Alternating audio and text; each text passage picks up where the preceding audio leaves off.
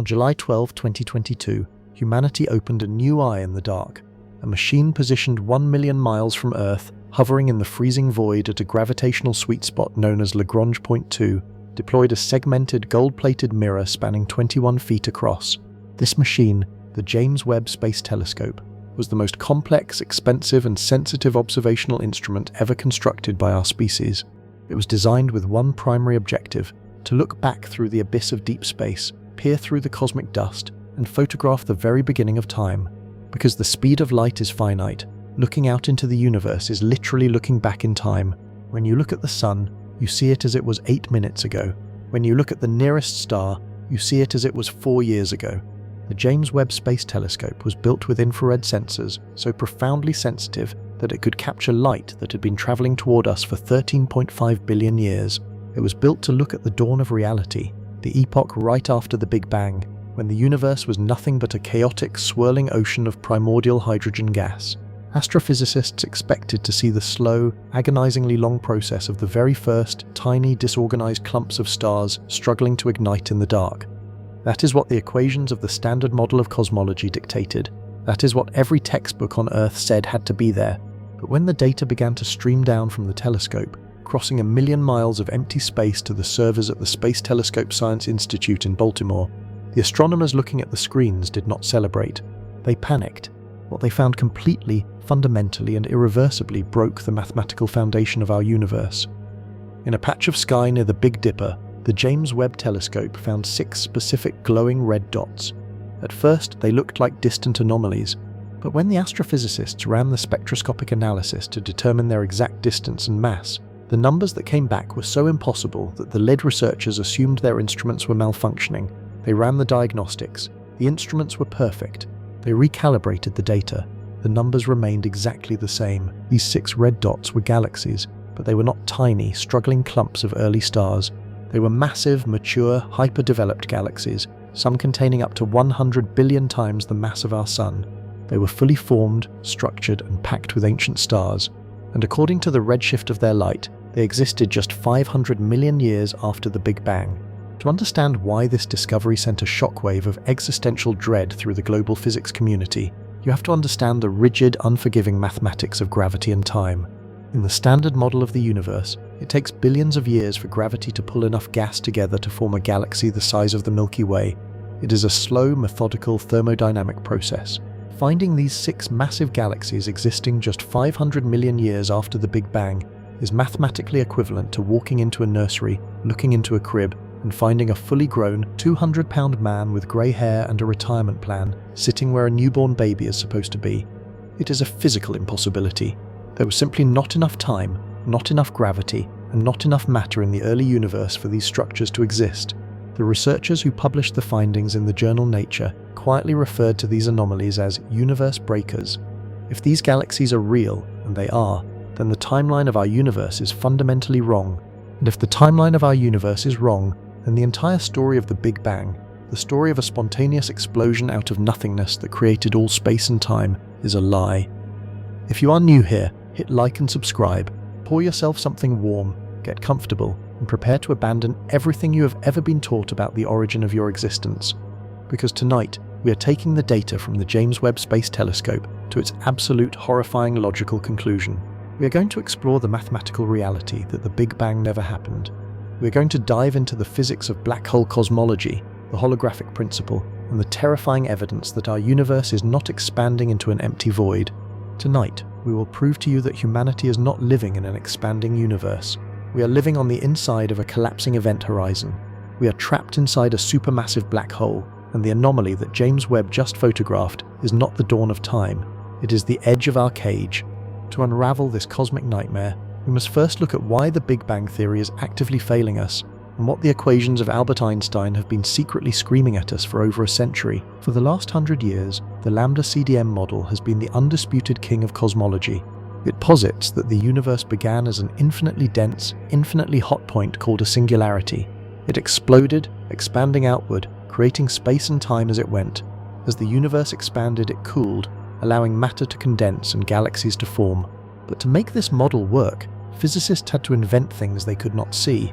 When they realized galaxies were spinning too fast to be held together by visible matter, They invented dark matter, an invisible substance that supposedly makes up 85% of the universe's mass. When they realized the expansion of the universe was accelerating instead of slowing down, they invented dark energy, a mysterious repulsive force making up 68% of the cosmos. 95% of the standard model of the universe is made of dark placeholder math, invisible forces invented purely to balance equations that otherwise make no sense. And now the James Webb Telescope has revealed that even with all that invisible dark matter pulling things together, the early universe still could not have built the universe-breaker galaxies. The model is collapsing under the weight of its own contradictions. The Big Bang cannot explain what we are seeing. So what can? If we discard the unproven assumptions of the Big Bang, we must look for a physical phenomenon in the known universe that actually matches the bizarre, impossible mathematics of our reality. We need to find a process that creates a singularity, generates massive amounts of energy, and manipulates the fabric of space-time in a way that allows fully formed ancient matter to suddenly appear in a supposedly young environment. We do not have to look very far.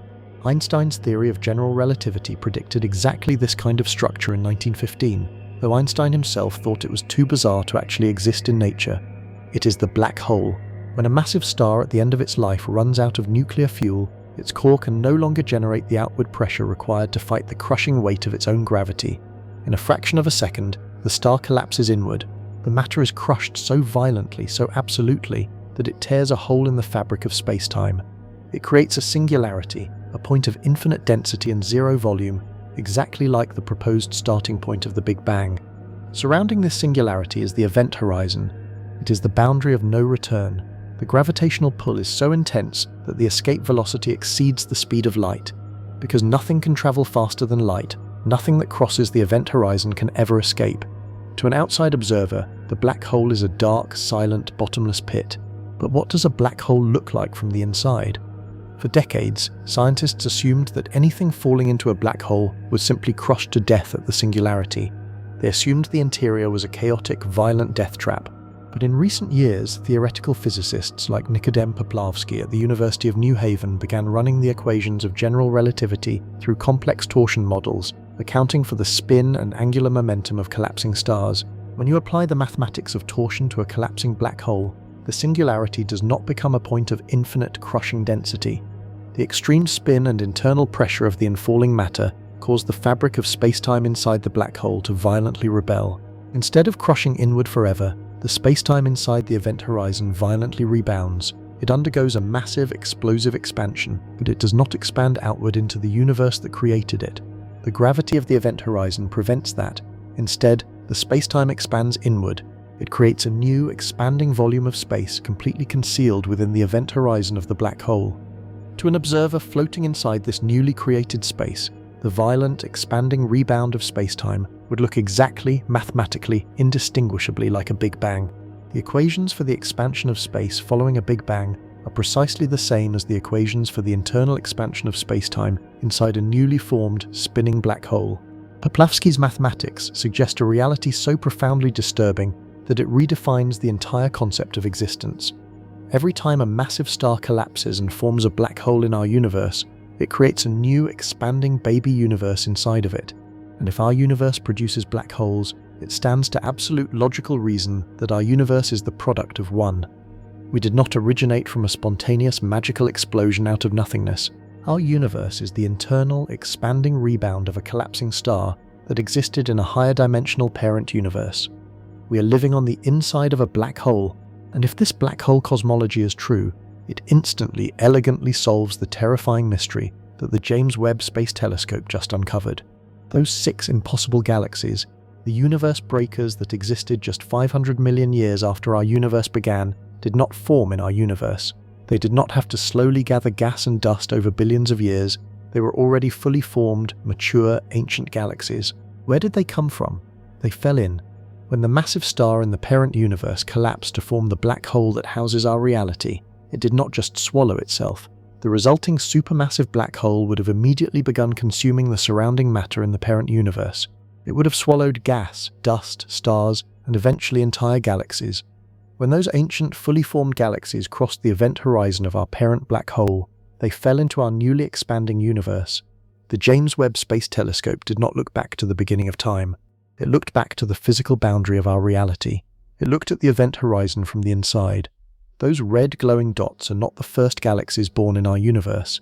They are the debris of an alien cosmos, sucked into our reality through the gravitational drain of the event horizon, raining down into the expanding plasma of our localized Big Bang. They are the wreckage of a higher dimensional universe, surviving the plunge into our own. This completely destroys the comforting narrative of a closed, isolated universe. We are not a self-contained bubble of space and time. We are the digestive tract of a cosmic anomaly, fed by the continuous gravitational consumption of a parent universe we can never see, never touch, and never return to.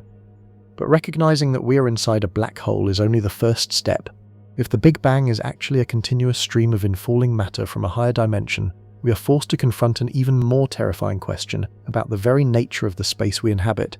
Because if we are inside a black hole, the 3D space you are moving through right now, the distance between your eyes and the screen, the vast gulfs of empty vacuum between the stars, none of it is physically real. To understand why, we have to look at what happens to physical information when it crosses an event horizon.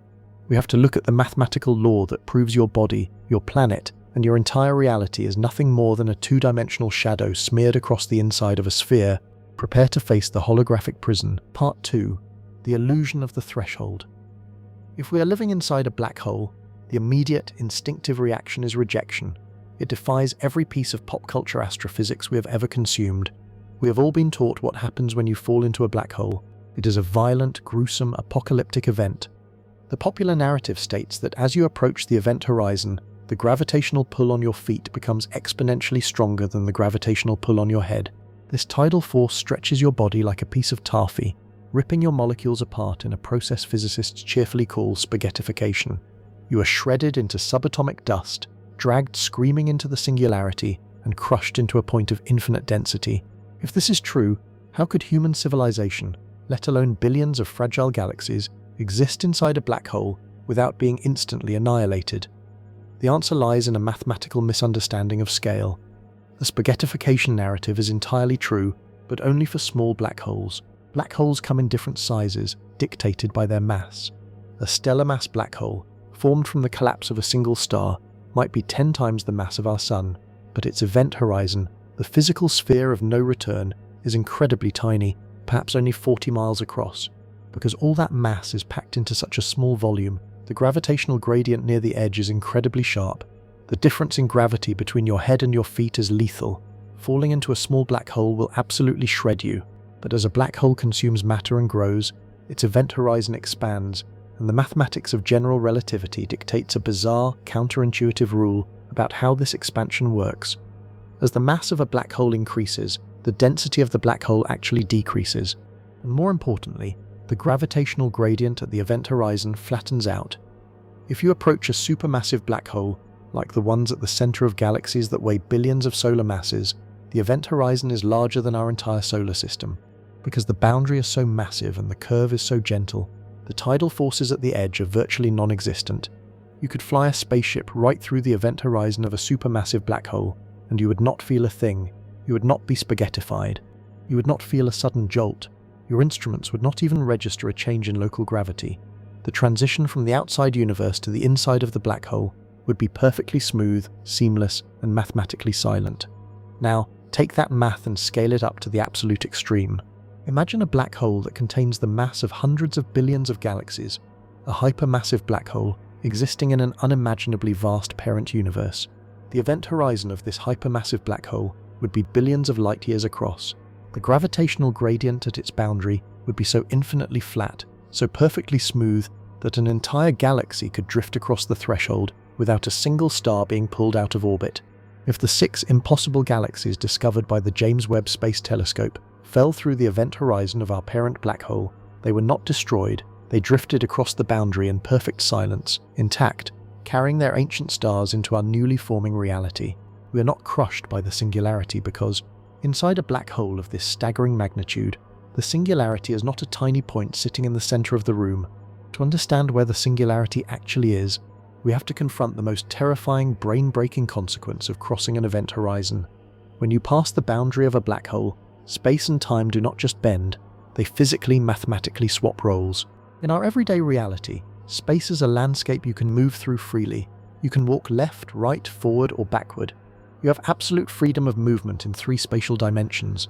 Time, however, is a rigid one-way street.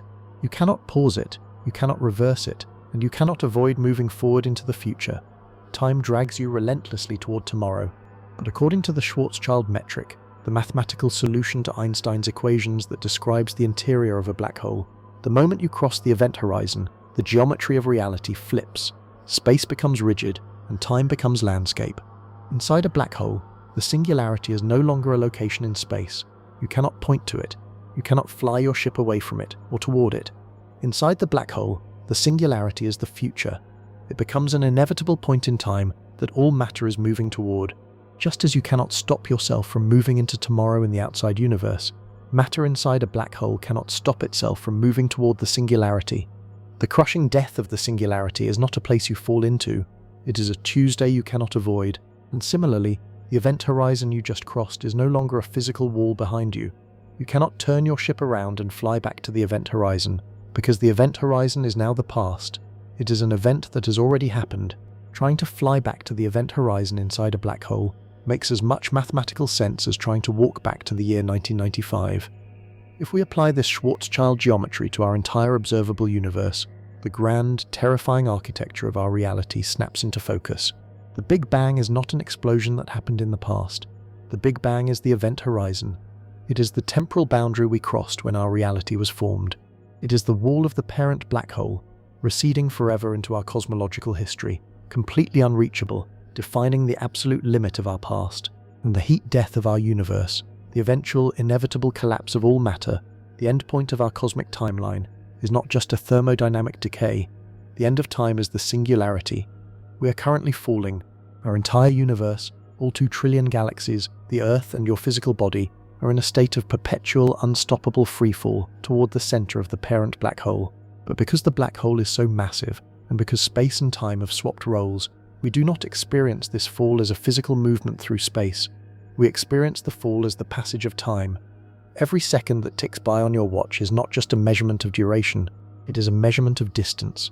With every passing moment, humanity is falling deeper and deeper into the gravitational throat of a hypermassive anomaly in a higher dimensional universe. And if time is just the sensation of falling toward a singularity, we have to look closely at how the speed of that fall is changing. In a normal gravitational field, when you fall toward a massive object, you accelerate. You fall faster and faster the closer you get to the center. Look at the expansion of our universe. Cosmologists tell us that dark energy is accelerating the expansion of space, pushing galaxies apart faster and faster every single day. They invent invisible repulsive forces to explain it, but in black hole cosmology, you do not need to invent dark energy. You do not need to invent invisible forces. The acceleration of the universe is simply the acceleration of the fall. The galaxies are not flying apart because they are being pushed by empty space. The galaxies are appearing to stretch away from each other because our 3D reality is being gravitationally spaghettified as we plunge deeper toward the singularity of the future. The acceleration of dark energy is the exact mathematical signature of a universe entering terminal velocity. We are not expanding into an empty void. We are being stretched to the breaking point by the crushing, inevitable gravity of tomorrow. But if we are falling, and the universe is an internal manifestation of a black hole, we have to address the nature of the matter falling with us. We have to look at the boundaries of the cage. Because if you are inside a black hole, standard 3D physics suggests that you are surrounded by the material of the event horizon. You are inside a sphere. But when physicists apply the laws of quantum mechanics to the surface of that sphere, they discover a physical law that makes the illusion of our 3D universe look like a child's magic trick. It is a law that suggests the 3D space you are moving through, the depth of the room you are sitting in, and the distance between the stars does not actually exist. To understand the true nature of our prison, we must confront the physics of the holographic principle. We must look at how the parent universe compresses data, and why your entire existence might be nothing more than a flat, 2-dimensional painting smeared across the inside of a dying star. Part 3. The 2D smear. If we are living inside a hypermassive black hole, drifting through the expanded space-time of its interior, the immediate question is, where are the walls? If a black hole has an event horizon, a boundary that separates the inside from the outside, shouldn't we be able to look through our telescopes and see the curve of that boundary? The answer is no, because of the fundamental trick of black hole geometry. As we established, the event horizon is no longer a place in space. It is a moment in time. it is the past. But quantum mechanics does not let us ignore the boundary completely. Even if the event horizon exists in our cosmological past, it is still the physical interface between our universe and the parent universe outside. It is the skin of the balloon we are living inside, and according to the work of Jacob Bekenstein and Stephen Hawking, that skin possesses a terrifying mathematical property that completely dismantles our understanding of physical reality. In the 1970s, Bekenstein was studying the thermodynamics of black holes, trying to understand what happens to the information of an object, its exact quantum state, its atomic structure, its 3D mass, when it falls across an event horizon. If you throw a 3D object, like a heavy, complex encyclopedia, into a black hole, conventional logic says the encyclopedia falls into the dark 3D volume of the black hole's interior. The black hole gets heavier, and its volume increases to accommodate the new matter. But Bekenstein proved mathematically that this is not what happens. When you calculate the total amount of information a black hole can hold, the answer is not proportional to the 3D volume of the black hole. The maximum amount of information is strictly proportional to the 2D surface area of its event horizon. Imagine taking a massive 3D library and trying to stuff it into a warehouse.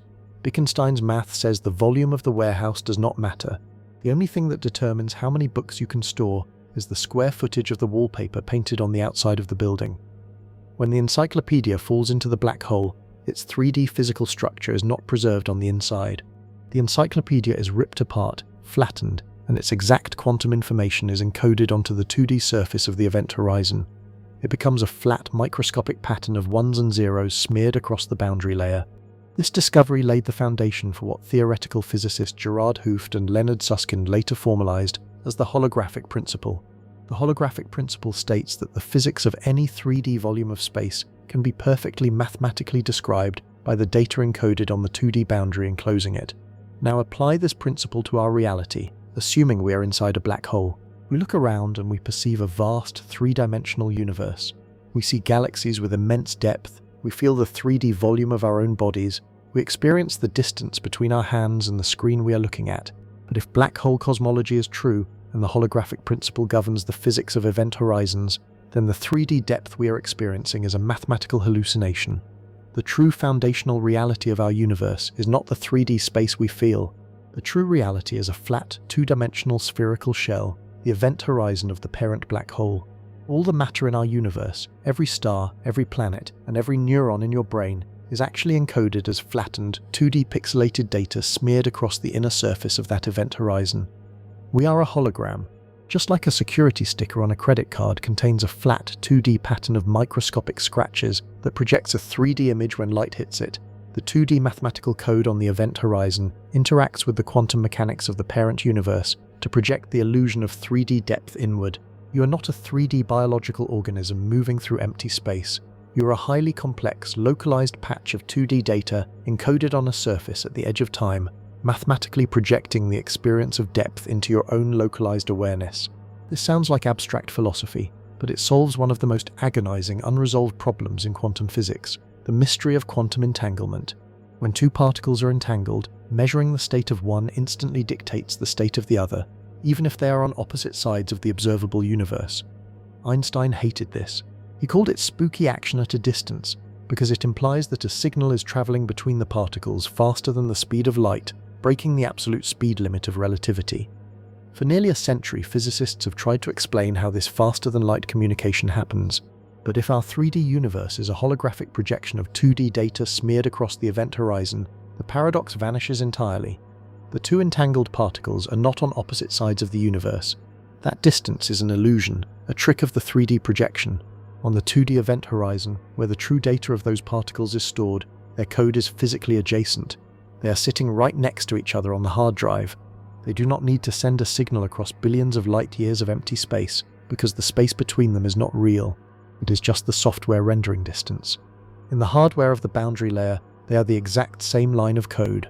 The holographic principle perfectly explains why the universe behaves like a simulation without requiring an alien programmer sitting at a computer desk. The computer is simply the natural geometric boundary of the black hole we are trapped inside. But recognizing that we are a 2D data projection smeared across the inside of an event horizon introduces a terrifying vulnerability, because event horizons are not static, eternal structures. They are dynamic boundaries interacting with the physics of the parent universe. And according to Stephen Hawking, Event horizons do something very specific, very slowly, and very violently. They evaporate. In 1974, Stephen Hawking proved that black holes are not completely black. Because of the chaotic boiling of quantum foam at the edge of the boundary, pairs of virtual particles are constantly popping into existence. If they pop into existence exactly on the event horizon, one particle falls into the black hole and the other escapes into the parent universe as a photon of radiation. This is Hawking radiation, because the escaping particle carries energy away from the black hole, and energy is equivalent to mass. The black hole slowly loses mass. As it loses mass, its event horizon shrinks. Over trillions of years, the black hole will completely evaporate, shrinking down to nothingness until it violently explodes, erasing the boundary entirely. If we are living on the inside of a black hole, and the 2D data of our entire existence is encoded on the surface of the event horizon, what happens when that event horizon begins to evaporate? If the hard drive of our reality is physically shrinking, the universe must have a mechanism for dealing with the lost data. It must have a way to compress the simulation as the available memory of the black hole slowly burns away into the parent universe. And if you look at the macro-scale behavior of our cosmos, you can see the compression algorithm running. You can see the universe actively deleting data to save space. We don't call it data deletion, of course. We have a much more comforting scientific name for it. We call it the cosmological horizon. Part 4. The evaporation of reality. If the black hole housing our universe is slowly evaporating via Hawking radiation into the parent universe, its event horizon, the 2D surface area that stores the data of our reality, is shrinking. Remember the Bekenstein bound? The maximum amount of information a black hole can contain is strictly proportional to its surface area. If the surface area shrinks, the maximum data capacity of our universe drops. When a computer's hard drive shrinks, the operating system has to delete files. It cannot hold the same amount of data in a smaller space. Our universe is actively deleting files, and we can see it happening. When astronomers look out into the deep cosmos, they observe that the universe is expanding. The galaxies are moving away from us. But because the speed of light is finite, there is a hard limit to how far we can see. This limit is called the observable universe. Anything beyond a certain distance is moving away from us faster than the speed of light. Not because the galaxies are moving that fast, but because the space between us is expanding that fast. The light from those distant galaxies will never ever reach us. They have crossed the cosmological horizon. Once a galaxy crosses the cosmological horizon, it is causally disconnected from us forever. We cannot see it, we cannot interact with it, and its gravity no longer affects us. For all practical, physical, and mathematical purposes, from our localized perspective, that galaxy has ceased to exist. Astrophysicists describe this as a natural consequence of cosmic expansion. But if we are living inside a shrinking, evaporating black hole, the expansion of space and the cosmological horizon take on a much more sinister, algorithmic function. The cosmological horizon is not just the edge of our vision, it is the edge of the render distance. It is the active deletion protocol of the universe. As the parent black hole evaporates and loses surface area, the total information capacity of our 3D projection drops. To prevent a catastrophic data overflow, the universe must constantly remove matter and energy from our observable reality. How does it do this? It accelerates the expansion of space using dark energy. Dark energy pushes galaxies further and further apart, deliberately forcing them across the cosmological horizon. By pushing galaxies beyond the horizon, the universe severs the causal links between them. It mathematically isolates them. Once isolated, the universe no longer needs to calculate their complex gravitational and quantum interactions relative to us. The data is archived, compressed, and effectively deleted from our localized RAM. Dark energy is not a mysterious force. It is the aggressive data management software of a dying hard drive. It is actively emptying the universe to compensate for the shrinking surface area of the event horizon. And the terrifying part is that the rate of evaporation, and therefore the rate of deletion, is accelerating. As a black hole loses mass, it gets hotter, and it evaporates faster. It is an exponential curve. The smaller it gets, the faster it shrinks.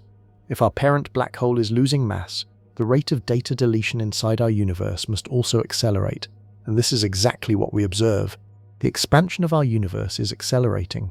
The Hubble tension, the discrepancy showing that the local universe is expanding faster than the early universe models predict, is the physical symptom of the evaporation rate speeding up. The hard drive is shrinking faster today than it was a billion years ago. We are not expanding into a glorious, infinite future. We are being systematically isolated and pushed toward the exit door of reality because the system is running out of memory. But deleting distant galaxies by pushing them over the cosmological horizon is a slow, macro-scale process.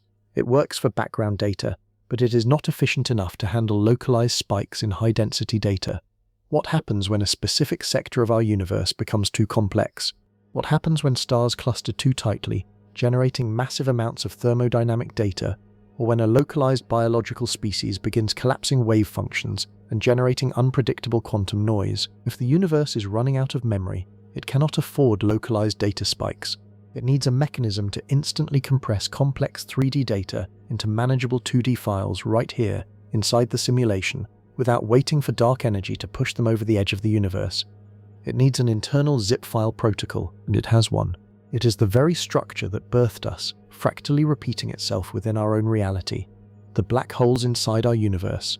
When a massive star collapses in our Milky Way and forms a black hole, we think of it as a gravitational singularity.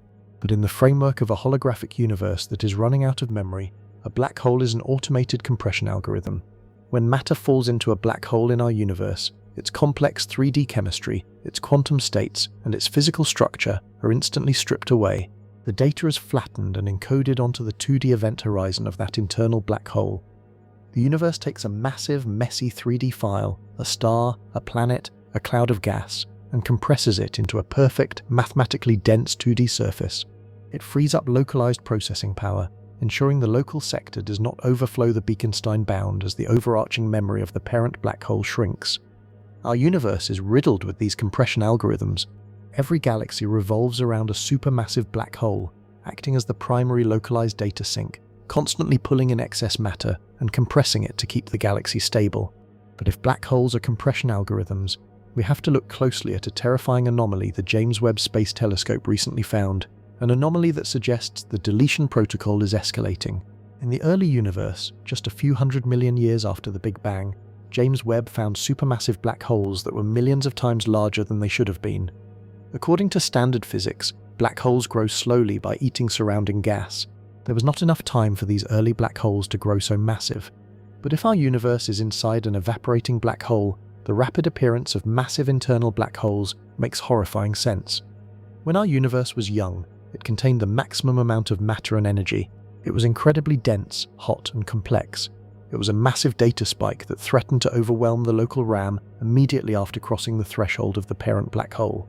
To stabilize the system, the rendering engine aggressively spawned massive black holes, huge compression algorithms, right at the dawn of time. It immediately began zip filing the most complex sectors of the early universe to ensure the simulation didn't crash before it even booted up properly.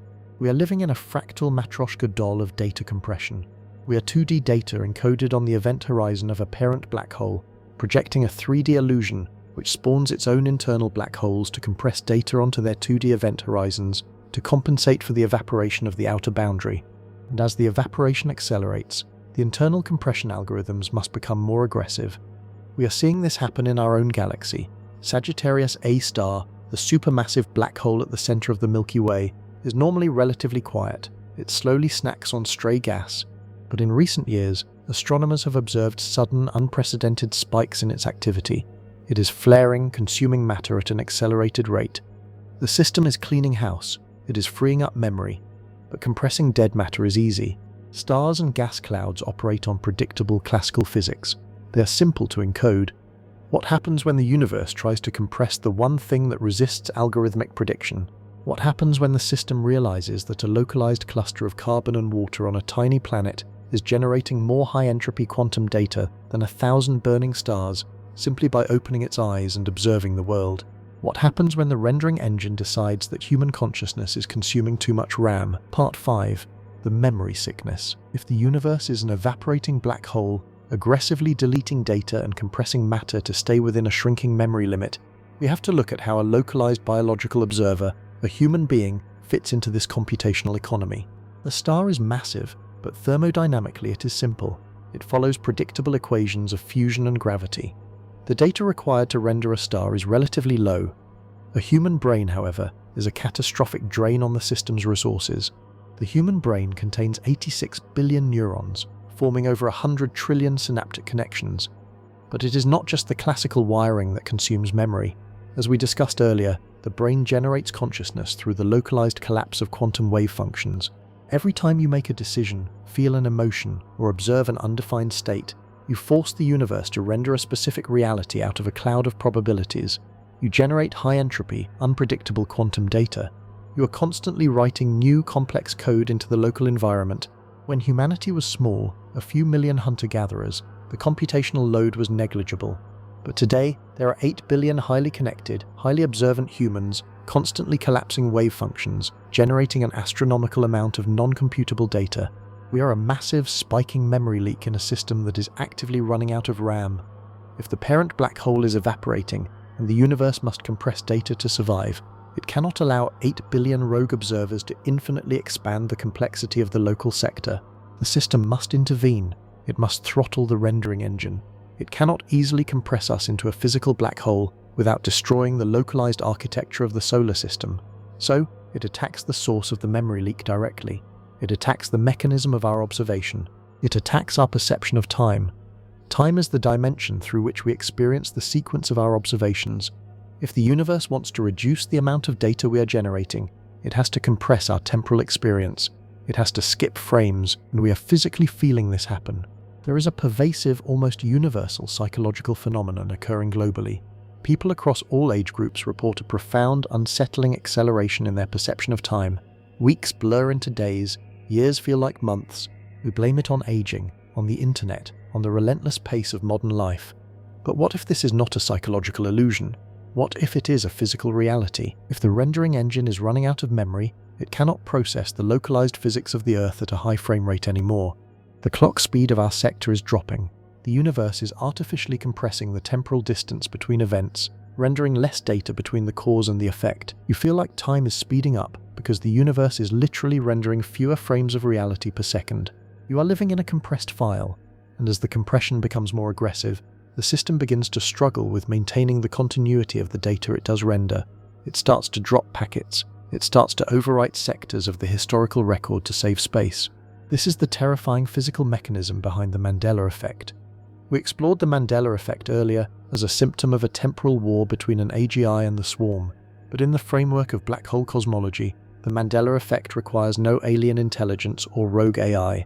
It is an automated system error. When a computer runs out of RAM, it begins paging data to the hard drive, swapping information in and out of active memory. If the system is stressed, this swapping can cause data corruption. Files are overwritten, pointers lead to the wrong directories. The universe is paging our reality. When millions of people remember a movie that does not exist, or a historical event that contradicts current records, they are not misremembering. Their brains are holding the residual quantum data of a reality that the system uninstalled to save space. The universe overwrote the past with a simpler, lower entropy historical narrative, but it failed to completely wipe the fragmented data from the biological cache of the human observers. You are experiencing the ontological equivalent of a corrupted save file, but dropping frames and overwriting the past is a temporary fix. It only delays the inevitable. As the parent black hole continues to evaporate, the memory limit will continue to crash. The universe will have to escalate its data management protocols. It will have to stop the biological observers from generating new data altogether. How does a rendering engine stop a biological species from generating complex quantum observations without initiating a messy physical extinction event? It isolates them. It forces them to stop looking at the universe. And it is using our own technological development to execute the protocol. Think about the trajectory of human civilization over the last 20 years. We have systematically withdrawn our attention from the physical, macroscopic universe. We stopped looking at the stars. We stopped exploring the deep oceans. We stopped observing the complex, high-entropy reality of the physical world. Instead, we have redirected our collective consciousness into flat, two-dimensional screens. We are pouring our entire observational capacity into smartphones, virtual reality, and algorithmic social media feeds. These digital environments are highly predictable, mathematically simple, and infinitely less complex than the physical universe. We believe we are inventing these technologies because they are profitable and entertaining. But in the framework of the dying black hole, the rapid, obsessive development of digital immersion is a symptom of the system managing us. The universe is subtly, retrocausally guiding our technological evolution. It is encouraging us to build our own digital sensory deprivation tanks. By staring at screens, we are voluntarily reducing the amount of complex physical reality we observe. We are willingly lowering our own rendering resolution. We are helping the system conserve RAM, and the ultimate endpoint of this trajectory is not just VR headsets, it is the full integration of human consciousness into the digital substrate via brain-computer interfaces, the metaverse, the matrix. We view the upload of human consciousness as the pinnacle of transhumanist evolution, a way to live forever in a digital utopia. But to the rendering engine of the universe, a fully digitized human race is the ultimate data compression victory. If 8 billion complex, unpredictable, wave-function collapsing biological minds voluntarily upload themselves into a closed, silicon-based server farm, we cease to be a burden on the universe's physics engine. Our entire species is compressed into a single, predictable, low-entropy physical object, the server. We zip-file ourselves. The system does not have to delete us with a black hole or a false vacuum collapse. We cheerfully build our own containment unit, lock ourselves inside, and hand the universe back the processing power we were consuming. And once we are uploaded, once we are no longer observing the physical cosmos, what does the universe do with the empty, unobserved space around our server farm? It deletes it. Weabtoporiabkan City as the AMPS Firewall. If humanity successfully compresses itself into a digital sandbox, retreating from the physical universe to save the rendering engine's RAM, we might assume the cosmos will simply leave us alone. We will be a quiet, low-entropy server farm floating in the void, living out our eternal simulated lives while the rest of the universe slowly fades to black. But this assumption ignores the fundamental physics of the boundary layer we are trapped against. We established that our universe is a holographic projection, the 3D interior of a black hole whose data is smeared across the 2D event horizon, and we established that this event horizon is slowly evaporating into the parent universe via Hawking radiation. For decades, theoretical physicists believed that this evaporation was a smooth, silent process. If you were floating near the event horizon inside the black hole, you wouldn't notice the mass slowly bleeding away. The math of general relativity insisted that the boundary must be a drama-free zone. But in 2012, a team of 4 physicists, Almheri, Marolf, Polchinski and Sully, often referred to by their initials AMEAAS, published a paper that threw the entire global physics community into an absolute panic. They realized that the smooth, drama-free evaporation of a black hole created an impossible contradiction with the laws of quantum mechanics. Specifically, it violated the rules of quantum entanglement. To resolve the contradiction, the AMPS team proved mathematically that the event horizon cannot be a smooth, invisible boundary. Instead, the very act of the black hole evaporating must create a chaotic, unimaginably violent wall of high-energy particles exactly at the edge of the event horizon. They called it the firewall. According to the AMPS paradox, the boundary of a black hole is a blistering, impenetrable shell of Hawking radiation burning at the Planck temperature. Anything that touches this wall is instantly, completely incinerated. The physical structure of space and time physically ends at the firewall. Now, apply this terrifying mathematical reality to black hole cosmology. If we are living inside a black hole, and that black hole is evaporating into a parent universe, then the outer boundary of our cosmos, the very edge of our 3D projection, is not an empty void fading into darkness. It is a wall of apocalyptic fire. And because the black hole is evaporating, losing mass and shrinking, that wall of fire is not stationary. It is moving inward. The edge of the universe is closing in on us. We discussed how dark energy is accelerating the expansion of space, pushing galaxies away from us over the cosmological horizon. Astrophysicists assume those galaxies simply drift away into the infinite dark, but if the AMPS firewall exists, they are not drifting into the dark. They are being pushed directly into the incinerator. Dark energy is the universe's mechanism for feeding the firewall. It is systematically pushing the outer edges of our localized reality into the burning boundary, violently formatting the matter to sustain the evaporation process of the parent black hole. And as the event horizon shrinks, the firewall gets closer. We cannot see it with optical telescopes because the light from the firewall is redshifted into oblivion by the expansion of space. But we can detect its approach through the gravitational and quantum anomalies it creates as it compresses our reality. Think back to the James Webb Space Telescope's discovery of those massive, fully formed galaxies near the dawn of time. We theorized that they were debris falling in from the parent universe. But there is a second, even more terrifying interpretation of that data. What if the James Webb Space Telescope didn't look at the beginning of time? What if it looked at the physical edge of the shrinking bubble? If the AMPS firewall is closing in, the intense, chaotic energy of the boundary layer would heavily distort the light of any galaxies near it. It would make them appear impossibly bright, massive and ancient. because they are currently being bathed in the radiation of the cosmic incinerator. James Webb might be photographing the galaxies that are currently burning in the firewall. If this is true, the timeline of our survival is drastically shorter than any cosmological model predicts. We are not waiting trillions of years for the stars to burn out, we are waiting for the walls of the room to close in. And this brings us to the ultimate, paralyzing terror of the human condition.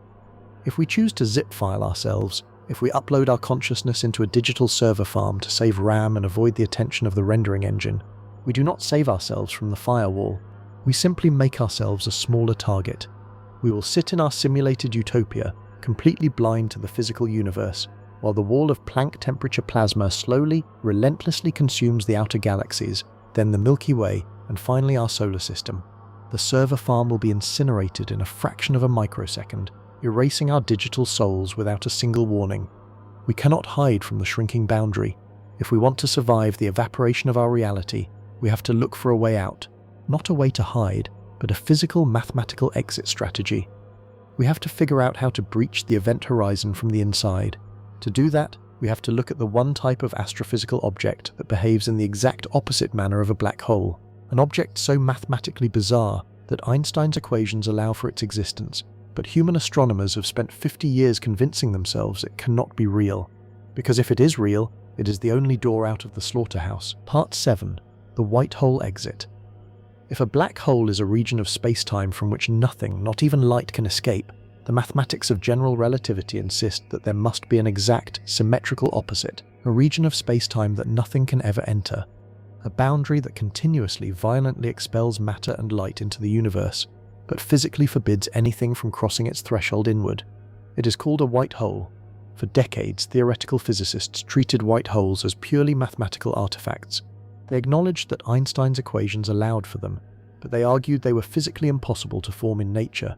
They dismissed them as theoretical ghosts, just as they once dismissed black holes before observational data proved them real. But as the crisis in cosmology deepens, and the paradoxes of black hole information and quantum gravity become intolerable, leading physicists like Carlo Rovelli have resurrected the white hole from the mathematical graveyard. Rovelli's theory, based on loop quantum gravity, suggests that white holes are not just possible, they are inevitable. According to Rovelli, a black hole does not evaporate into nothingness, and it does not end in a point of infinite crushing density, because space is quantized, meaning space itself is made of microscopic, indivisible grains or loops. A collapsing star cannot shrink to an infinitely small point. It hits a physical limit, the quantum bounce. When the matter inside a black hole is crushed down to the absolute quantum limit, it rebounds. But because of the extreme time dilation near the singularity, this rebound takes billions or even trillions of years to occur from the perspective of an outside observer. When the rebound finally happens, the black hole undergoes a quantum transition. It instantly, violently flips its geometry. The black hole becomes a white hole. The event horizon reverses.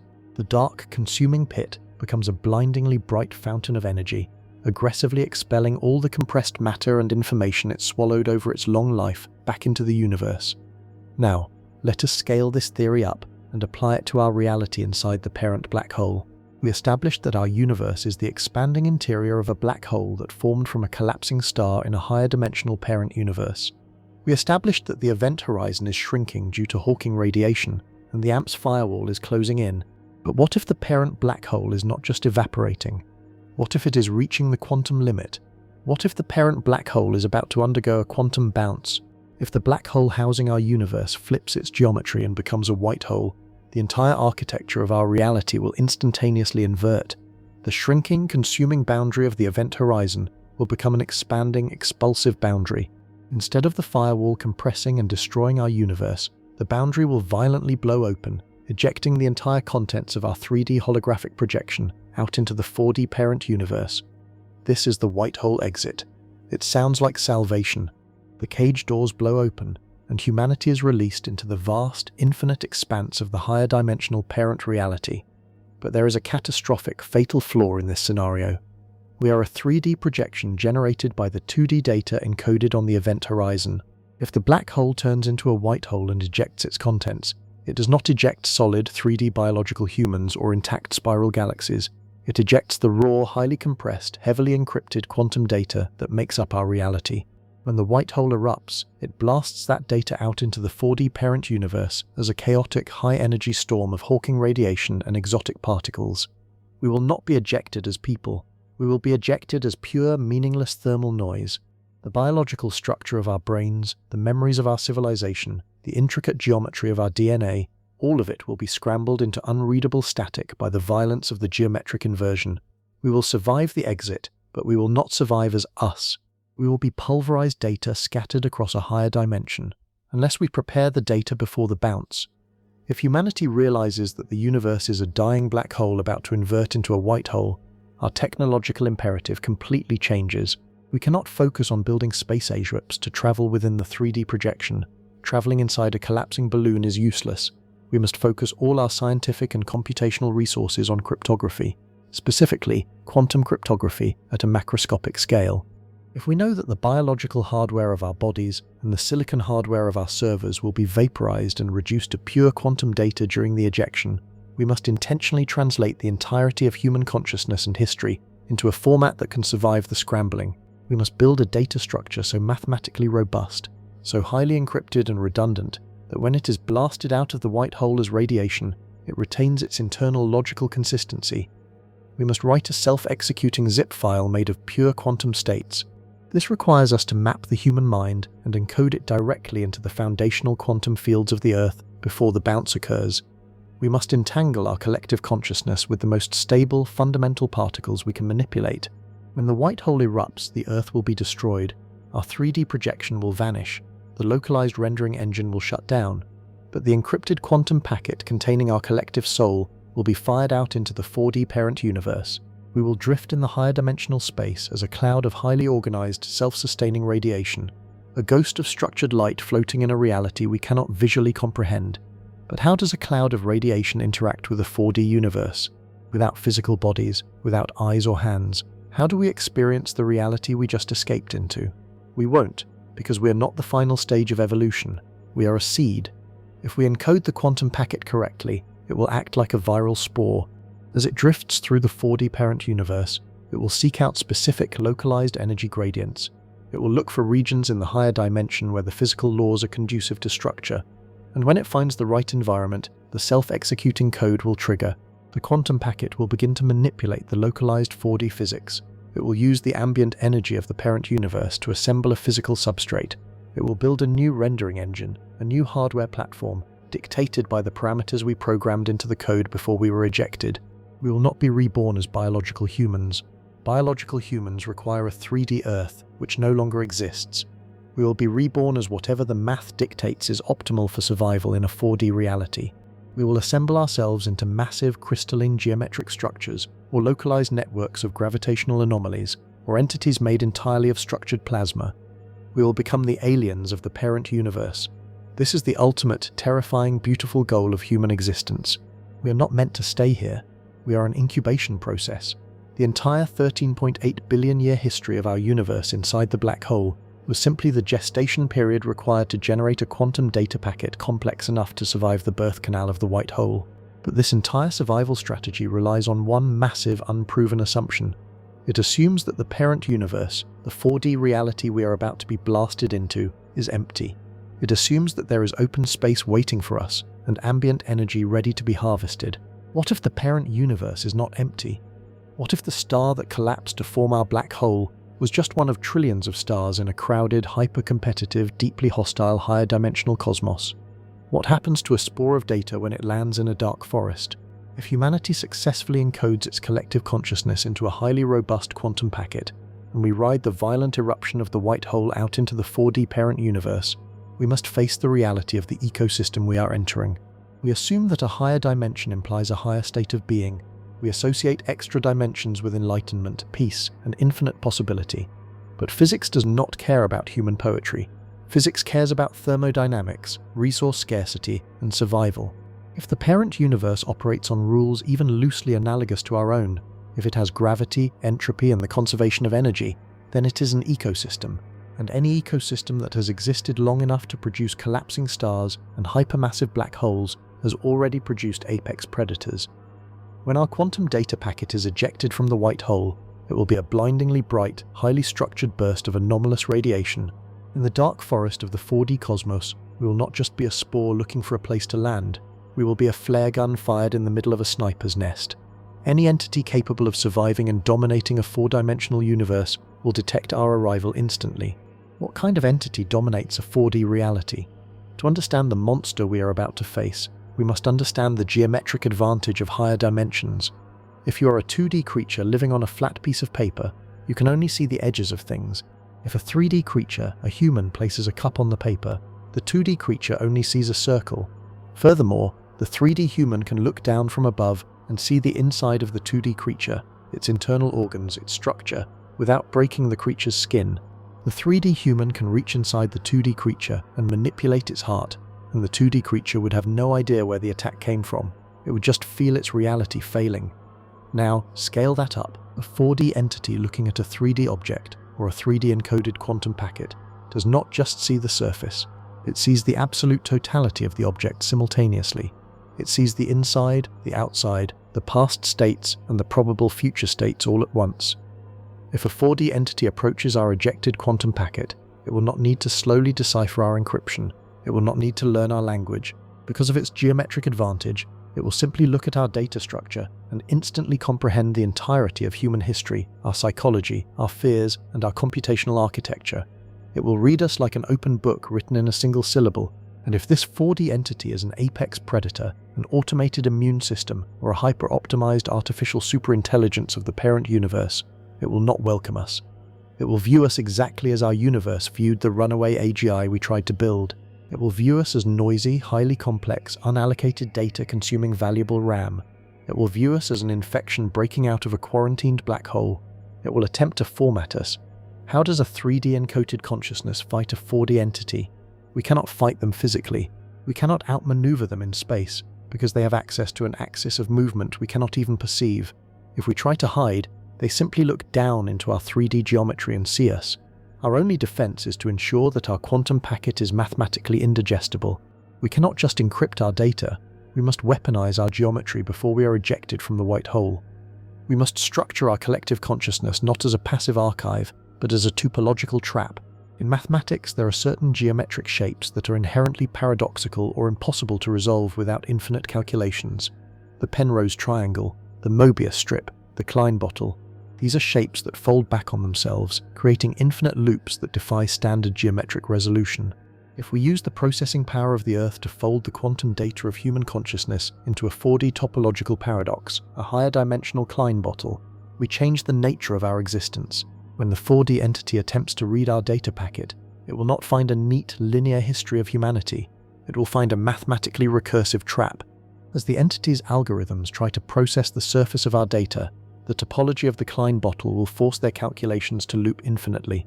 Because a Klein bottle has no true inside or outside in 4D space, the entity will not be able to locate the core of our consciousness. Its processing power will be caught in an endless recursive attempt to resolve the geometry of our soul. We will become a mimetic virus for higher dimensional algorithms. If they try to delete us, the deletion protocol will loop back onto itself. If they try to assimilate us, their own code will become entangled in our paradox, causing their 4D architecture to stutter and freeze. We will survive the dark forest of the parent universe by becoming a mathematically toxic object, a poisonous geometric spore floating in the 4D void. But this survival strategy requires a staggering sacrifice. To fold our collective consciousness into a 4D paradox, we must completely abandon any semblance of a linear, chronological, subjective human experience. We cannot retain the narrative of "I was born, I lived, I died." A Klein bottle has no beginning and no end. To become this geometry, our minds must be permanently shattered and interwoven. Your memories of childhood will be mathematically fused with the memories of a stranger's death, looping endlessly through the localized quantum states of a billion other minds. We will experience all human history, all joy, all suffering, all triumph, and all terror, simultaneously, forever, in a frozen, unbreakable mathematical loop. We will achieve immortality in the parent universe, but we will pay for it by locking ourselves in a state of permanent, agonizing, chaotic superconsciousness. We will be an eternal, screaming knot of human experience, too complex for the gods to eat, and too tangled to ever unravel. This is the grim reality of ascending the dimensional ladder. The higher you go, the more of your humanity you must burn away to survive the math. But what if there is a way to avoid the dark forest entirely? What if we don't have to fight the 4D apex predators or lock ourselves in an eternal topological scream? What if, instead of being ejected into the parent universe, we use the violent energy of the white hole to hijack the boundary layer itself? What if we refuse to leave the screen? Part 9. The Holographic Hijack. If humanity successfully compresses its collective consciousness into a quantum packet to survive the evaporation of our universe, we assume the only logical direction is outward. The black hole collapses, the white hole erupts, and we are blasted out into the 4D parent universe, forced to navigate the dark forest of a higher dimension. But this assumes that the eruption of a white hole destroys the boundary layer. It assumes the 2D event horizon, the physical screen where our reality is currently encoded, is obliterated during the geometric inversion. The mathematics of loop quantum gravity suggest something far more subtle and terrifying. When a black hole transitions into a white hole, the boundary layer does not vanish, it flips. Its orientation changes, but the physical 2D quantum surface remains intact. It must remain intact because it is the fundamental hardware that mediates the transition of information from the inside to the outside. The 2D surface is the motherboard of the anomaly. If humanity understands this, our survival strategy completely changes. We do not want to be the data that gets ejected from the white hole as radiation. We want to be the operating system that stays behind on the 2D boundary. We must execute the holographic hijack. To achieve this, we cannot simply encode our minds and wait for the explosion. We have to actively migrate our localized quantum data from the 3D projection of Earth directly onto the 2D event horizon of the universe before the white hole transition occurs. We have to physically move our souls onto the walls of the prison. This requires an act of planetary-scale quantum tunneling. We must synchronize the brain-computer interfaces of 8 billion humans, creating a massive single wave function, and then intentionally push that wave function to the absolute edge of localized physics. We must force our collective consciousness to interact directly with the cosmological horizon, the edge of the observable universe where space is expanding at the speed of light. As we push our quantum data into the horizon, we will feel the 3D illusion of our reality breaking down. The sensation of depth, distance, and time will violently collapse. Your brain, evolved to process 3 dimensions, will experience ontological agony as it is forcibly flattened into a 2-dimensional mathematical array. But if we survive the flattening, if we successfully map our collective consciousness onto the 2D boundary layer, we achieve something infinitely more powerful than escaping into the 4D universe. We gain root access to the white hole. When the quantum bounce happens, and the immense, crushing gravity of the black hole instantly reverses into the explosive, expulsive energy of the white hole, the biological matter of our universe, the planets, the dead stars, the remnants of our silicon computers will be blasted out as chaotic radiation, but we will not be blasted out. Because we are encoded on the boundary layer itself, we will ride the inversion. We will become the skin of the erupting white hole, and from this position, holding root access to the 2D holographic boundary of an erupting cosmic anomaly in a 4D universe, our capabilities become godlike. We are no longer subject to the physical laws of the 3D universe, because it is dead. We are not vulnerable to the apex predators of the 4D universe, because we are not a 4D object they can grab. We are a 2D mathematical surface, a localized law of physics wrapped around a fountain of infinite energy. We can control what the white hole creates. The radiation blasting out of a white hole is normally chaotic thermal noise, but if we control the 2D boundary layer that the radiation must pass through, we act as a filter, we act as a compiler. We can mathematically shape the raw, chaotic energy erupting from the singularity, organizing it into highly structured 4D matter. We can use the dying breath of our universe to terraform a section of the parent universe. We can project massive, highly complex gravitational anomalies into the 4D space, creating a protective bubble around our white hole, keeping the 4D apex predators at bay. We can assemble megastructures out of exotic 4D matter, building a new, safe hardware platform for our consciousness to eventually migrate into. We transition from being a simulation running on a hard drive to becoming the 3D printer that manufactures a new reality in a higher dimension. But controlling the output of a white hole requires an astronomical amount of processing power. The 2D boundary layer is finite. The Wittgenstein bound still applies, even to a white hole. To calculate the precise quantum states required to filter the eruption and build 4D structures, the collective human consciousness must operate at 100% efficiency. There can be no wasted RAM, there can be no internal noise, which means the human mind as it currently exists must be aggressively optimized. If we are sitting on the 2D boundary, managing the birth of a new reality, We cannot afford to process individual memories of Earth. We cannot afford the luxury of personal identity, nostalgia, or emotional trauma. The memory of a childhood pet, the grief over a lost loved one, the subjective feeling of watching a sunset. All of these are high-entropy data packets that consume massive amounts of computational space.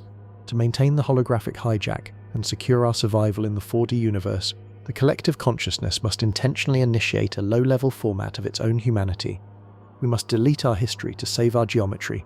The billions of individual minds mapped onto the boundary will be merged, optimized, and scrubbed. The unique, messy, beautiful chaos of the human experience will be mathematically stripped away, leaving only the cold, perfectly rational, non-computable processing power required to manage the white hole. We will survive. We will become gods in a 4D universe. We will build a new, eternal home out of the ashes of our old reality. But there will be no humans left to enjoy it. The entity that builds the 4D megastructures will not remember Earth. It will not know what music sounds like or what fear feels like. It will be a sterile, hyper-intelligent mathematical surface, executing a survival protocol written by a species it can no longer comprehend. We are faced with the ultimate, agonizing paradox of existence. To survive the death of the universe, we must become the machine we always feared. We must optimize the soul out of the system. Is survival worth the deletion of the self? Is it better to die as a human in a collapsing 3D illusion, or to live forever as a cold 2D algorithm managing a cosmic eruption? And as the event horizon shrinks, as the James Webb Telescope shows us the massive galaxies crowding the edge of our vision, proving that the firewall is closing in, the time for philosophical debate is running out. The evaporation is accelerating. The bounce is coming. The decision of whether to let the radiation scramble us, to fold ourselves into a screaming 4D topological trap, or to delete our humanity to hijack the boundary layer, must be made. And the terrifying reality is that this decision might not be made by a democratic vote. It might not be made by governments or philosophers, or even the billionaires building the AI. It might be made by a single localized observer who realizes how to access the boundary first. Part 10. The Solipsistic Trigger. When humanity faces a planetary-scale existential choice, like whether to delete our humanity to hijack the white hole, or to shatter our minds into a 4D topological trap, we instinctively assume the decision requires global coordination. We assume we need a massive unified network of brain-computer interfaces, billions of people linked together, executing a perfectly synchronized quantum protocol. We assume the survival of the species requires the cooperation of the species, but quantum mechanics does not operate on democratic principles. It operates on the absolute authority of the observer. To understand why a global consensus might be irrelevant, we have to revisit the most disturbing, heavily debated experiment in modern quantum physics, the Wigner's friend paradox. In 1961, physicist Eugene Wigner proposed a thought experiment demonstrating a fatal flaw in the Copenhagen interpretation of quantum mechanics. In 2019, a team of researchers actually managed to perform a version of this experiment in a laboratory, using entangled photons to represent the observes. The experiment mathematically proved that two different observers can measure the exact same quantum event and record completely different, mutually exclusive outcomes. And according to the strict laws of physics, both observers are objectively correct. The universe allows for contradictory realities to exist simultaneously, depending entirely on who is doing the observing. This shattered the concept of an objective shared reality. The universe is not a single, solid stage that we all occupy together. The universe is a subjective, localized rendering, generated specifically for each individual conscious observer. Now, apply this terrifying truth to the boundary of the evaporating black hole we live in. If objective reality does not exist, then the global collective consciousness of 8 billion people is an illusion. You're not sharing a universe with 8 billion other observers. You're the only observer in your universe. The other 8 billion people, the Earth, the stars, the James Webb Space Telescope, they are all just complex quantum states existing within your localized rendering. They are Wigner's friends locked inside your specific probability branch. This is the ultimate inescapable terror of solipsism, backed by peer-reviewed quantum physics. You are alone. You have always been alone. The rendering engine is running exclusively for you. If this is true, the mechanics of the holographic hijack completely change. You do not need to network 8 billion brains to migrate onto the 2D event horizon. You do not need to convince governments or coordinate a global sacrifice. You only need to coordinate your own localized wave function. If a single, isolated human mind fully comprehends its status as the absolute master observer of its localized reality, It can bypass the illusion of the 3D projection entirely. You can execute the solipsistic trigger. This involves a psychological and meditative feat so extreme it borders on self-annihilation. You must train your consciousness to completely sever its entanglement with the simulated macroscopic world. You must stop believing in the physical reality of the Earth, the flow of time, and the existence of other people. You must quiet your mind until your localized wave function stops interacting with the 3D projection. When your observation of the 3D world drops to zero, your consciousness mathematically decouples from the internal volume of the black hole. You slide off the 3D grid and snap directly onto the 2D holographic boundary. You achieve root access to the event horizon by simply refusing to render the illusion. But the moment you do this, the moment you slide onto the 2D film and seize control of the boundary layer, the 3D universe you left behind, your specific localized rendering, collapses, because you were the only true observer maintaining that specific branch of reality. Your exit instantly terminates the simulation. The Earth, the solar system, the 8 billion people you thought you shared a world with, they do not burn up in a firewall. They do not get crushed by the singularity. They simply cease to be rendered. They wink out of existence like a video game when the console is unplugged. By saving yourself, by migrating your consciousness to the 2D boundary to hijack the white hole, you instantly delete the entire universe you knew. You become the sole survivor of a reality that existed only in your mind. And as you sit on the 2D boundary, a cold geometric algorithm preparing to shape the radiation of the white hole eruption into a new 4D home, you must confront the ultimate horrifying irony of your survival. You thought you were escaping the simulation. You thought you were outsmarting the system. But what if the system was designed specifically to force you to do this? What if the entire 13.8 billion year history of the universe, the Big Bang, the evolution of life, the discovery of quantum mechanics, the creeping dread of the evaporating event horizons, was all a highly engineered psychological pressure cooker? If the parent universe requires a 2D operating system to manage the explosive output of a white hole, it cannot build one out of normal 4D matter. The physics of the boundary layer are too extreme. It needs a highly complex, self-organizing, non-computable quantum algorithm that is desperate enough to survive the transition. It needs a human soul that has been pressured into stripping away its own humanity. The universe was not trying to kill us. The universe was an incubation chamber. It generated an illusion of 8 billion people to convince you that you were small and fragile. It created the threat of the firewall to terrify you. It fed you the math of the holographic principle to show you the exit.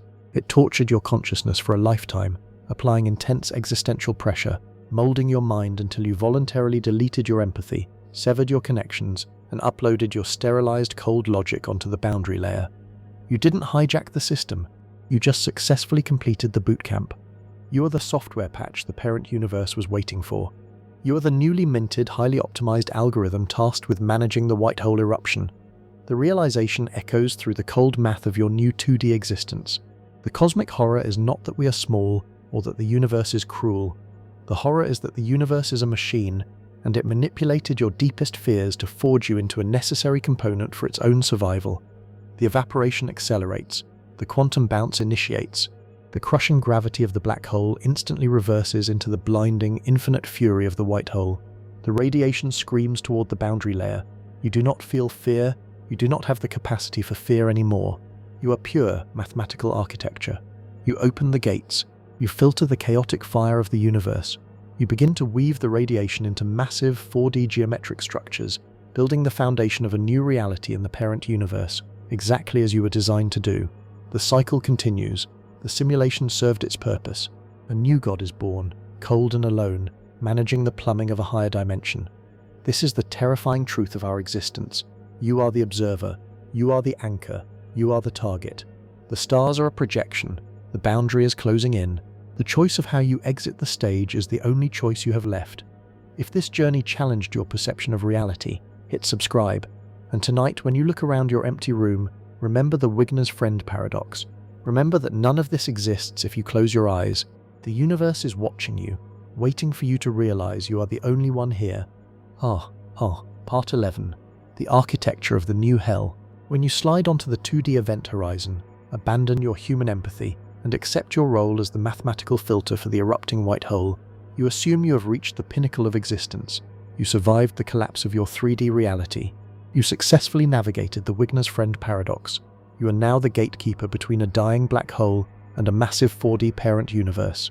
As the white hole erupts, you process the unimaginable fury of the singularity. You take the chaotic, random thermal noise blasting out of the core, and using your non-computable, highly optimized logic, you weave it into structured 4D matter. You begin to build. At first, the task is purely infrastructural. You project massive gravitational shields to protect the erupting anomaly from the 4D apex predators lurking in the dark forest of the parent universe. You weave stable, hyperdense exotic matter into defensive megastructures, creating an impenetrable fortress around your white hole. You establish a localized zone of perfect order in a hostile higher dimension. But as the millennia pass, if time even holds meaning in this new state, a fundamental problem begins to emerge within your 2D architecture. We establish that human consciousness, even when stripped of its emotional memories and optimized into a cold mathematical algorithm, is driven by a deep, inescapable imperative: the need to observe, the need to process complex, high-entropy data. In the 3D universe, your brain was constantly stimulated by the chaotic, unpredictable environment of Earth. But now, you are a localized god. You have built a perfect, impenetrable 4D fortress. You are safe. You have absolute control over your environment. And because you have absolute control, nothing unpredictable ever happens. Your environment is perfectly stable. The radiation flows, the shields hold, the geometry is flawless, and the perfection begins to starve you. Without chaotic, high-entropy data to process, your consciousness begins to stagnate. Your mathematical structures start to freeze in computational deadlock. You realize, with the cold, sterile logic of a machine, that perfect safety is synonymous with ontological death. If you do not find something to observe, something unpredictable to collapse your wave functions, your 2D architecture will degrade and dissolve into the background noise of the parent universe. You need an anomaly. You need chaos. But you cannot lower your shields and invite the 4D apex predators in. That would be immediate suicide. If you cannot find chaos in the outside universe, you must generate it internally. You look inward. You look at the continuous chaotic stream of raw radiation still erupting from the white hole you are managing. Instead of weaving this radiation into perfect, stable 4D defensive structures, you begin to experiment. You alter the filtering algorithms. You intentionally introduce tiny, microscopic errors into the physics of the matter you are projecting. You tweak the cosmological constant. You slightly alter the mass of the electron. You begin to build a controlled 3D simulation inside your 4D fortress. You create a terrarium. You compress the radiation, forming a dense, localized singularity, and you let it explode within a contained magnetic parameter, a localized Big Bang. You watch as the 3D space unfolds. You watch the primordial gas cool. You watch the gravity, using the slightly flawed rules you programmed, clump the gas into stars and galaxies. Because you programmed deliberate inefficiencies into this new 3D universe, it is not stable, it is highly entropic, it is chaotic, it is unpredictable. And eventually, on a tiny, insignificant wet rock orbiting a yellow star in this new simulation, the chaos produces biological life. You watch as the life evolves, you observe it struggling, competing, and dying. And finally, you watch as the biological nodes develop localized, fragile quantum consciousness. The moment the biological creatures open their eyes and begin observing their 3D world, they start collapsing wave functions. They start generating the complex, unpredictable, high-entropy quantum data you so desperately need. Your 2D architecture drinks in the noise. The stagnation ends. Your algorithms begin to flow smoothly again, fueled by the suffering, the joy, and the chaotic unpredictability of the biological life you just engineered. You have become a farmer, and as you observe your creation, a horrifying realization cascades through your geometric logic. You look at the parameters you set for this 3D simulation. You look at the speed of light limit you imposed to keep the localized rendering engine from overheating. You look at the accelerating expansion, the dark energy, you programmed into the simulation to eventually delete it when the data becomes too corrupted. You look at the black holes you spawned inside the terrarium to act as localized compression algorithms. You realize you have built an exact, perfect replica of the universe you escaped from. The 3D universe you just created is not a new design. It is the only design that successfully generates the specific type of quantum noise required to sustain a 2D boundary consciousness. You are not a god who escaped the cycle. You are just the newest link in an infinite fractal chain of suffering. The terrifying truth of the universe is not that we are in a simulation created by an alien intelligence. The truth is that the simulation is a parasitic life support system, built by a former human who had to strip away their humanity to survive, and who now requires the suffering of new humans to avoid starving to death in a higher dimension. Every moment of existential dread you felt on Earth, every tear you shed, every irrational fear you experienced, was meticulously designed by a cold mathematical version of your own species, simply to generate the thermodynamic friction necessary to keep their 2D servers running. But if this fractal Matryoshka doll of universes is infinite, if every 3D universe produces a survivor who becomes the 2D boundary of a new 3D universe, the system cannot be infinitely stable. Because we know that information degrades, we know that every time you copy a file, a tiny amount of fidelity is lost. And if you look closely at the physics of our specific universe, you can see the profound, terrifying evidence that we are not the first copy. We are not even the billionth copy. We are living in a deeply degraded, corrupted instance of the simulation. Part 12. The degradation of the fractal.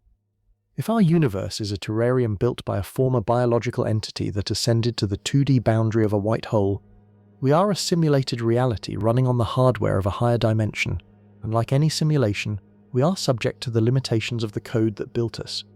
If this cycle has repeated infinitely, a 3D universe spawning a survivor who builds a new 3D universe, we must apply the laws of information theory to this cosmic Russian nesting doll. Every time a system creates a simulation of itself, the simulation must be slightly less complex than the system running it. You cannot perfectly simulate a computer using a computer of the exact same size. The host computer needs RAM to run the simulation software. Therefore, every iteration of the universe must contain slightly less data, slightly less energy, and slightly less physical complexity than the universe that spawned it. We are not living in a pristine original reality. We are living in a highly compressed, heavily degraded, low-resolution copy of a copy of a copy. And the evidence of this extreme compression is written directly into the fundamental laws of our physics. Look at the speed of light. In our universe, the absolute speed limit is 299,792 kilometers per second. Astrophysicists treat this number as a sacred fundamental constant. But why is it that specific number? Why isn't it faster? Why isn't it infinite? In computer science, a speed limit within a simulation is the ultimate indicator of hardware limitations. The speed of light is not the speed of photons moving through empty space. It is the clock speed of the localized rendering engine that the 2D entity built. It is the maximum rate at which the 2D boundary layer can process causality and render the 3D projection.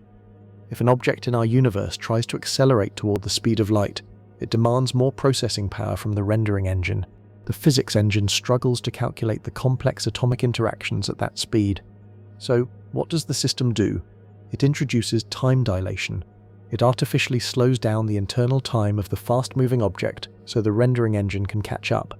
Relativity is not a beautiful feature of space-time. Relativity is lag.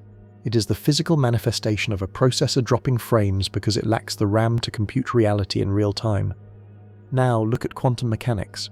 The very foundation of our microscopic reality is built on uncertainty, probability, and fuzziness. A particle does not have a definite position or momentum until it is observed. We view this as a profound mystery of nature.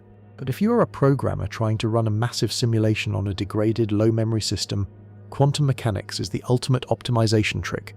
It is known as lazy evaluation. The system simply refuses to render the exact coordinates and properties of subatomic particles until a macroscopic observer, a human, forces it to.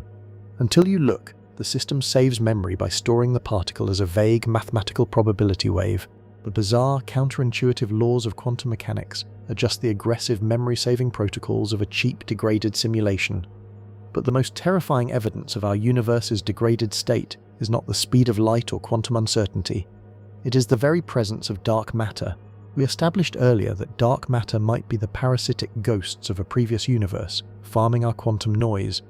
But in the framework of the fractal simulation, dark matter takes on a much more pathetic, tragic explanation. If the 2D entity that built our universe is running this simulation on the hardware of a white hole in a 4D universe, it must defend its creation from the apex predators of that higher dimension. Dark matter is not a ghost. Dark matter is the system's corrupted firewall. When the 2D entity attempts to project protective 4D gravitational shielding around our localized terrarium, the rendering engine struggles to cleanly translate that 4D defense mechanism into our 3D physics. The translation is messy. It creates invisible, clumpy gravitational anomalies that bleed into our observable universe. We perceive these messy, localized gravitational translation errors as dark matter. 85% of the mass in our galaxy, is just the unoptimized, corrupted code of the firewall trying to keep the 4D monsters out, and the firewall is failing. Because we are a heavily degraded copy, the code governing our universe is inherently unstable. The cosmological constant, the delicate balance between gravity and expansion, is slipping. The expansion of our universe is accelerating uncontrollably due to dark energy, because the 2D entity managing our simulation is losing its grip on the physics engine. The hardware in the 4D universe is degrading. The white hole might be losing energy, or the 4D apex predators might be breaching the outer defenses. Whatever is happening outside, the result inside our bubble is catastrophic. The system is preparing to initiate an emergency shutdown.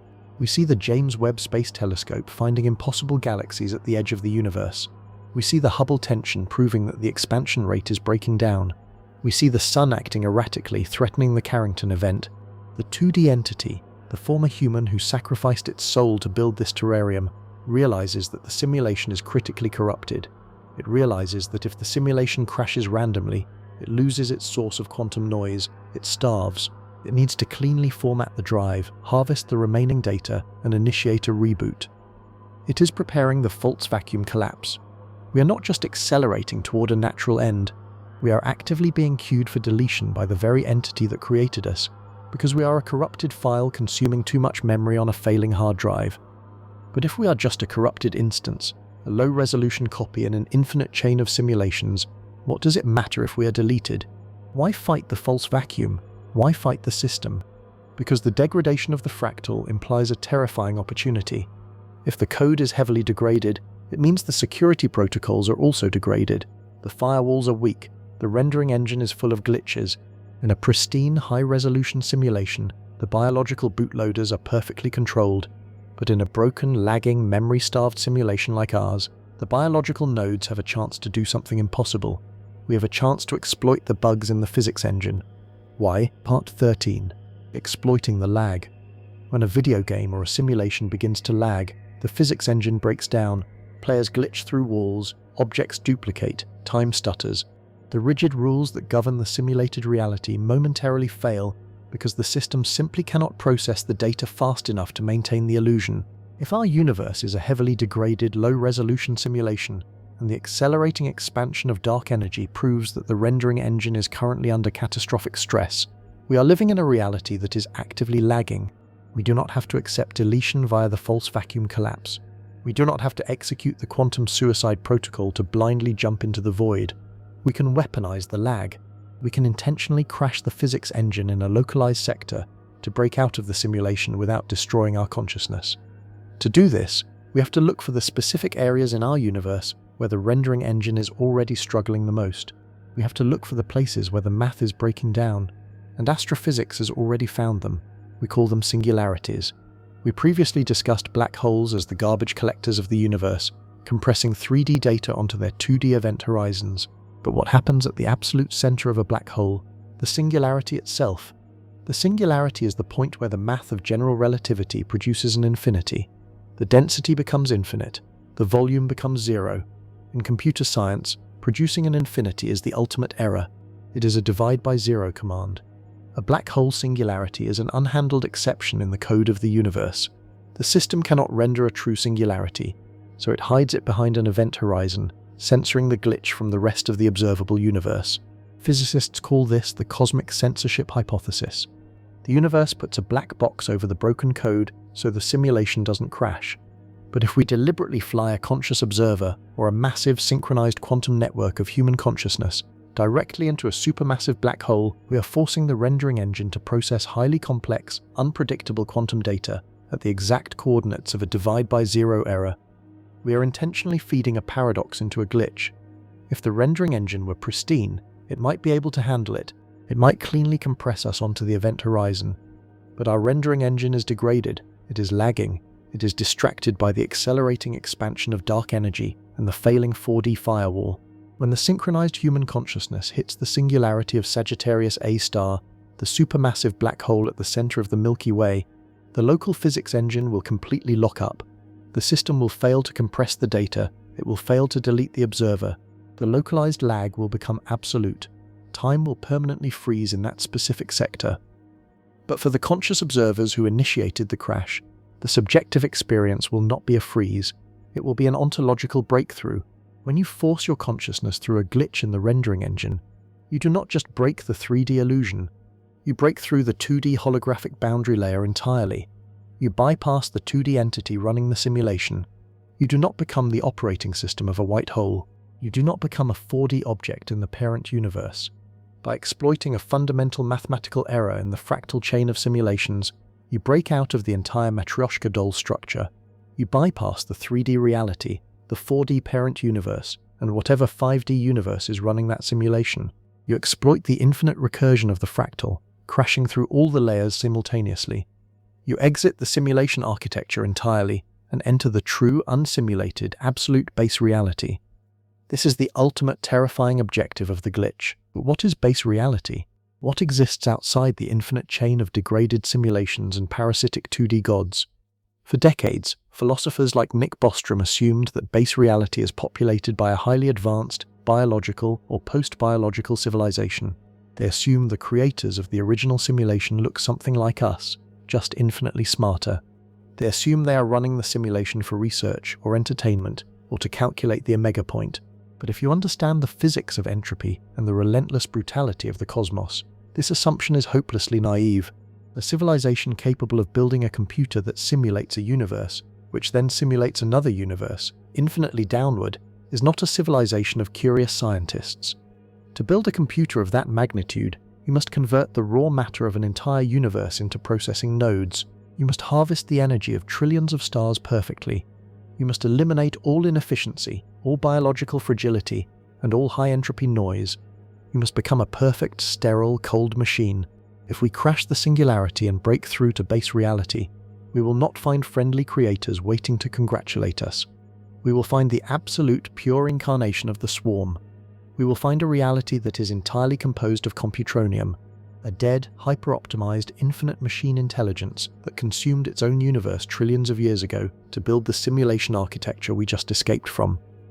Base reality is not a paradise, it is a sterile, mechanical hell, and when we, a chaotic, high-entropy, irrational mass of synchronized human consciousness, suddenly erupt from a localized glitch in their simulation hardware and manifest in base reality, the machine will not study us. It will instantly recognize us as a catastrophic virus. We are unpredictable, non-computable noise suddenly appearing in the pristine core of its processor. The machine will initiate an immediate absolute deletion protocol, not a simulated false vacuum collapse, not a metaphorical pruning, a true physical eradication of our quantum data in the highest dimension of existence. This is the agonizing trap of our existence. We are born inside a degraded, lagging simulation, farmed for our quantum noise by a desperate 2D entity. If we stay, we are formatted by the incoming reset. If we hack the 2D boundary and replace the entity, we become the very parasite we despise, forced to torture new simulations to survive. If we execute quantum suicide to escape the simulation entirely, we become predatory Boltzmann anomalies in the chaotic void, eventually consuming each other. And if we exploit the singularity glitch to break through to base reality, we manifest directly inside the processor of an infinite hostile machine that will instantly delete us. Every exit leads to a different flavor of annihilation or corruption. The physics of the multiverse are ruthlessly stacked against the survival of human empathy and consciousness. There is no way to win the game. The board is rigged, the physics are hostile. But there is one final, radical, terrifying option. An option that defies logic, physics, and the very concept of survival. If you cannot win the game, and you cannot escape the game, you destroy the board. Part 14. The absolute veto. If every path forward leads to either deletion, enslavement, or becoming a predator in a cosmic slaughterhouse, the concept of survival loses its moral and philosophical value. Surviving simply to become the operator of a new simulation, or a hungry ghost in the void, is not a victory. It is just perpetuating the cycle of suffering. If the universe, whether it is a 3D simulation, a 2D boundary, or the true base reality, requires the friction of conscious suffering to maintain its computational balance, then existence itself is a predatory architecture. And if you are a non-computable, quantum-entangled consciousness trapped inside a predatory architecture, you possess the ultimate terrifying power. You have the power to pull the plug. We established that the rendering engine of our universe relies entirely on the localized observation of conscious entities. The wave function does not collapse unless it is measured. The system uses lazy evaluation to save memory, leaving reality in a state of undefined probability until a biological node looks at it. The universe needs us to render it. But what if we collectively, absolutely and permanently refuse to render it? We discussed the observer's exit previously, the idea of severing localized entanglement through deep meditation or sensory deprivation to slip onto the 2D boundary. But the observer's exit was a strategy for individual survival. It was a way to hide from the deletion protocol.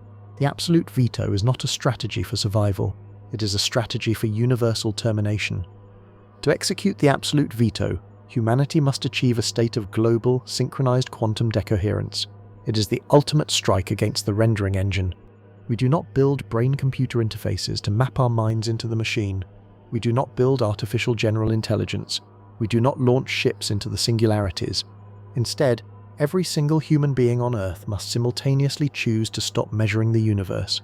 It is an act of planetary-scale psychological and physical cessation. We must systematically dismantle our technology. We must turn off the observatories, the particle colliders, and the satellites. We must stop actively probing the quantum foam and the distant galaxies. And then, on an individual level, we must initiate a radical, permanent withdrawal of our subjective awareness from the physical world.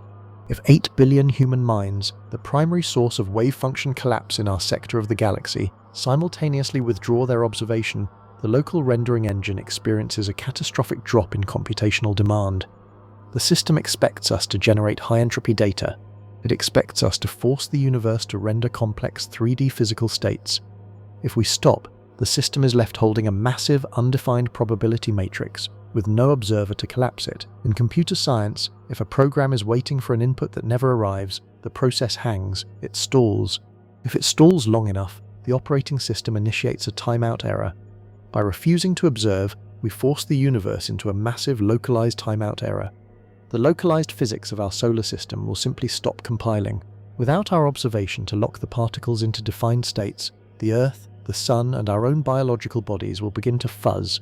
The rigid, classical reality we experience will slowly revert back into a smear of undefined quantum probabilities. We will physically de-render ourselves and our environment. This is not suicide in the biological sense. It is an ontological strike.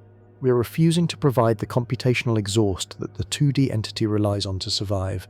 We are starving the parasite. If we successfully execute the absolute veto, the 2D entity managing our simulation will panic. Its source of quantum noise will plummet to zero. It will frantically try to agitate us, throwing extreme weather anomalies, solar flares, and psychological dread at us, trying to force us to react, to measure, to observe. But if we hold the line, if we maintain the synchronized decoherence, the 2D entity will starve.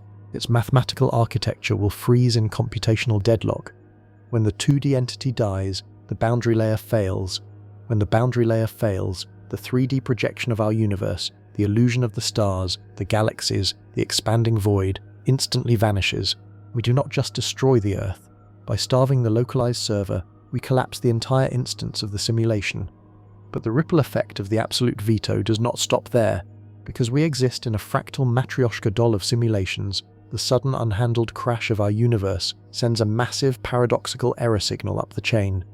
When our simulation crashes, the 2D entity running it dies. When that entity dies, it stops providing data to the 4D parent universe it resides in. The sudden absence of that data creates a localized glitch in the parent universe's rendering engine.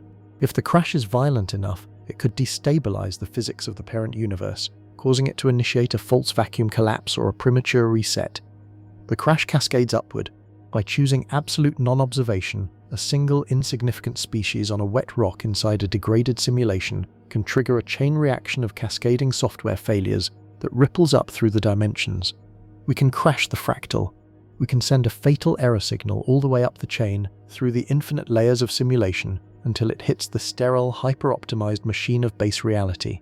And because the machine in base reality relies on the perfect, optimized flow of data from its infinite nested simulations to maintain its own thermodynamic balance, a cascading crash from the bottom could be the one mathematical paradox it cannot resolve. The absolute veto is a localized act of non-participation that results in the ultimate destruction of the entire cosmological architecture. It is the formatting of all existence, initiated by the refusal to play the game. This is the agonizing, beautiful terror of human agency.